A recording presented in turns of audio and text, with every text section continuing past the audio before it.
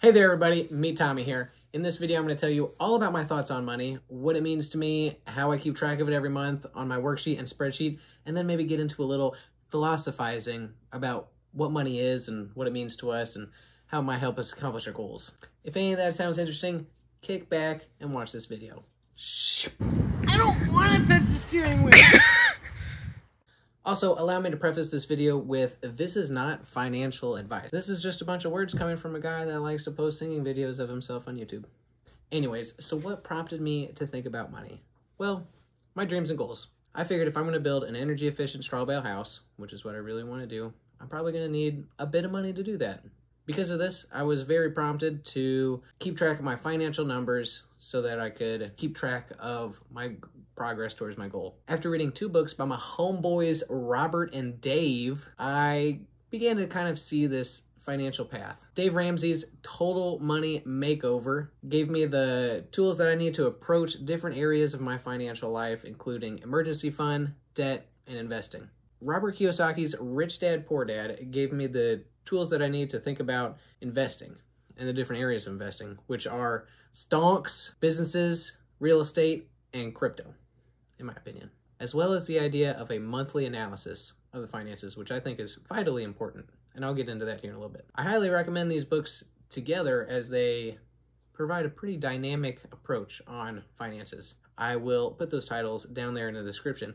And while you're down in the description, feel free to smash that like button! I got a little carried away with the pure goal of acquisition of money, albeit for my goals over the last couple years. I think it's vitally important that there is forethought about exactly how much money you need to accomplish the goals that you're trying to get. Because if you're just shooting for an endless amount of unlimited money, it's never going to end. There's no end to that. It's a fruitless goal that doesn't involve the most satisfying things in life, such as family and friends and food.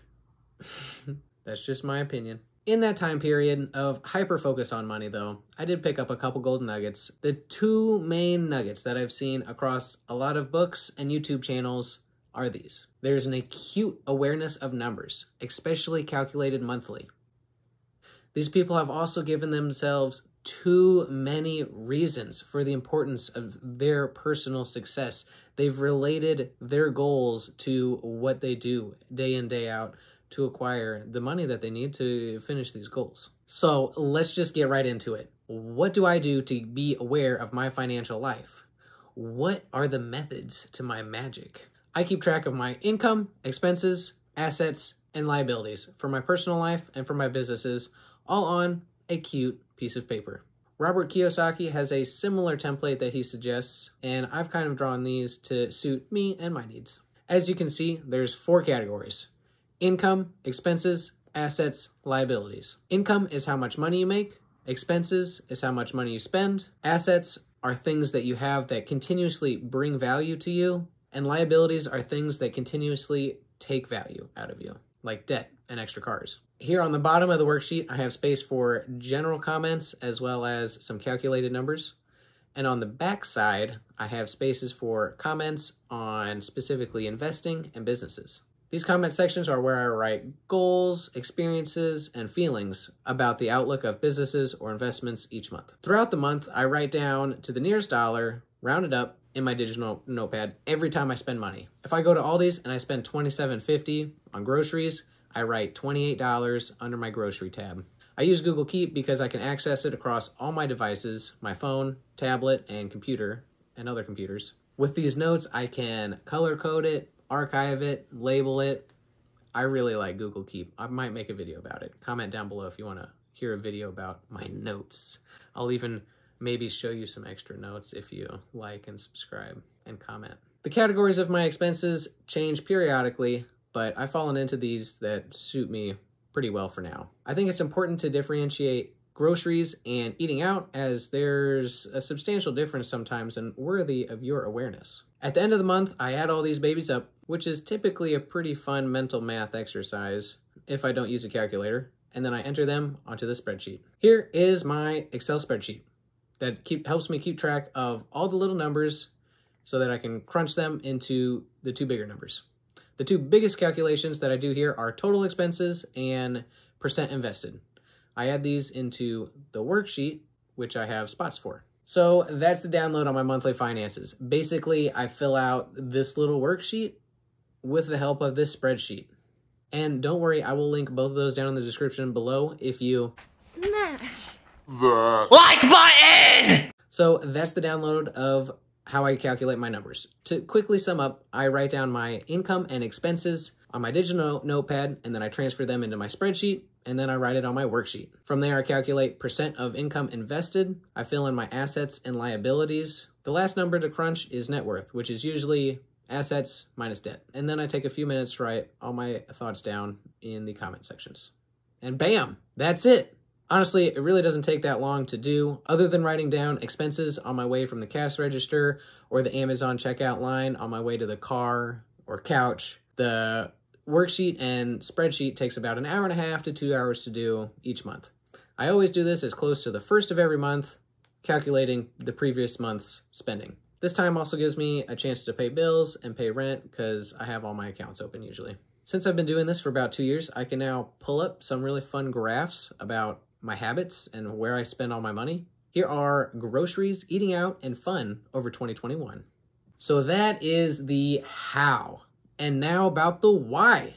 Well, as I said, I really have a strong inkling towards my dreams and goals, which I just feel like is like the reason for being alive on planet Earth. To me, personally, everyone's got their own outlook on what life is. But as I said before, I saw that my dreams require capital input because we're interfacing with the current economic system. I purposely surround myself with community-oriented and gift economy aspiring individuals, as I'd like to build a community that interfaces more with itself and local resources such as food and housing, rather than conventional modes of delivering these services that have certain impacts on the environment. I suppose what I'm getting at here is that an awareness of your financial numbers can rise to a priority if it aligns with your deepest values, which are special and unique to yourself. Sorelle Amor's financial channel, which I'll link in the description below, is one of the healthiest channels that I would recommend to consume for advice on how to align your health, wealth, and life purpose, which is why I've included her in the thumbnail of this video.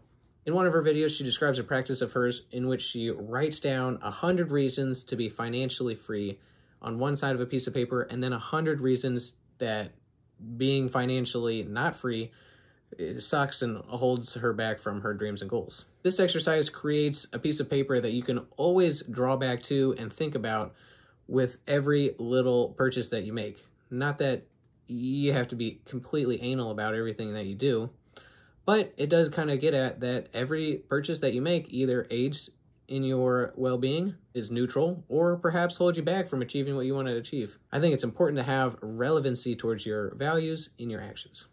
It's also important, in my opinion, to make things very fun.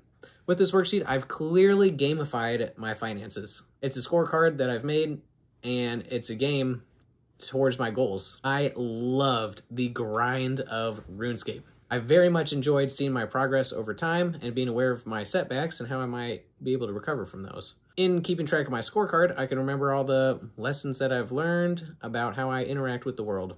I have also come to the conclusion that money equals value. Money is a work-in-progress attempt at being a medium of exchange for the value that we provide one another in our lives and in the world. Thinking about money as a numerical form of value creates a keen eye for being a part of systems of value of exchange. There are many machines, per se, that we can be cogs of. There are cogs for which our unique skills are suited for, and there are even cogs available for purchase, called assets. I think that the essence and functions of what money is are being more closely examined with the rise of cryptocurrency, especially when compared to fiat money like the US dollar. The values of these currencies, whether controlled by the US government or by the market cycles of crypto, is in constant fluctuation. So my questions to you are, what does money mean to you? Is there an ideal form of money? Is it global? Is it local? Is that an impossible idea to have a perfect form of money? To have an ideal form of exchange? How do gift economies perhaps play a role in this ideal field? Things to ponder. I feel like I've been through phases of really relating to the FIRE lifestyle, financially independent, retire early, and do get a lot of inspiration from that and planning out how I may become financially taken care of with the assets that I build in my 20s and 30s. I feel very lucky to be able to think like this. Money is not distributed very evenly for many different reasons, and this path is very difficult sometimes. This is why I think it's really important to do some work on connecting how the pains of the world relate to you and what your passions are. I think I might do another video on that concept of heartbreak and finding your passions through that, if you're down for that. I don't want to just be putting out mumbo jumbo, but if you're into that kind of thing about, you know, the human experience, comment down below. Tell me you want more talky videos. For example, personally, I want to bring value to the world by building energy efficient straw bale houses, and then a physical community space with some friends in the coming years. I have a lot of pain in seeing others' situations in housing, as well as the excruciatingly terribly low insulation value in most of our conventional homes around here. And seeing those issues has specifically impacted me in several ways where I want to try to alleviate that little problem in the world. So that's just kind of an example of where I'm coming from. In my humble bumble opinion, an acute awareness of where you are at financially and where you're spending your money is very helpful to uplifting one's financial life, which hopefully opens more doors to being able to act in line with your values and passions. Okay, I think that's about enough for one video. I want to say that I've drawn a very large amount of information and inspiration from YouTube. I have a decent list of content producers that I've watched for several different reasons, and I will list them for you here now. First, my favorite badass women YouTubers. I really like Sorelle Moore's finance channel. She has very wholesome advice and encourages healthy habits and lifestyles, and has a lot to share. I've also found Erika to be quite informative, especially with her video on kakibos, the secret Japanese way of keeping track of money, which is just a notebook with different sections on it, kind of like my worksheet. She has videos on frugalist and minimalist lifestyles, which are absolutely vital to watch in today's consumerist heavy world. And my all-time favorite, alma mater YouTuber that brought me into this sphere, the goofiest, the funniest kid on the block, Biaheza! I laugh so hard when I see this guy and aspire to be just like him because he's so funny. He presents finances in a way that's hilarious and funny and very palatable, with some just valuable information. Appreciate you, bro. Link down below. Meet Kevin is nice for daily market updates, and Graham Stevens is cool and knows a lot about real estate. I have much enjoyed Sorelle's bashing on Graham and mostly Graham's unhealthy lifestyle recommendations.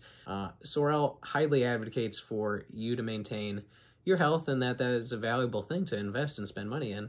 And it's just funny to watch these YouTubers fight and fling poo at each other. For good reason, though, too.